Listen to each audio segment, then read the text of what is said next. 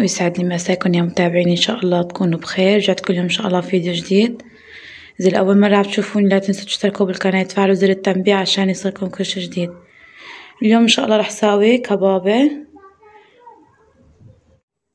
برغل، رح اقرصها غالية بالزيت ان شاء الله. وانتو شو سويت اليوم يا صبايا؟ شو طبختوا؟ الله يسعدكم يا رب. اذا اول مره عم تشوفوني لا تنسوا تتابعوني، تشتركوا بالقناة وتفعلوا زر التنبيه عشان يصلكم كل شي جديد.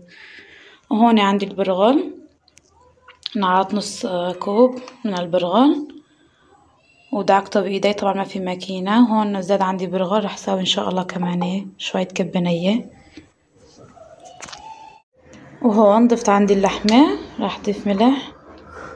بسم الله.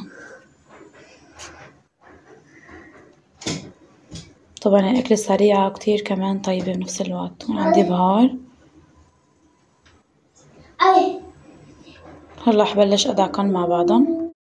وهون بعد ما قطعت بهذا الشكل دوائر، منظرها كتير حلو بشهي. هلا بس بقي أقليها حمة زيت وأقلي إن شاء الله.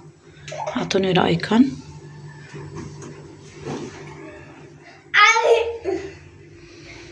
وهون بعد ما خلص قلي الكبة، شو منظرها كتير حلو بشهي. هون كنا وصلنا لآخر نهاية الفيديو، إن شاء الله ينال إعجابكم. لا تنسوا إذا أول مرة عم تشوفوني لا تنسوا تشتركوا بالقناة وتفعلوا زر التنبيه عشان يصلكم كل شي جديد. هون عندي الكبة كمان نية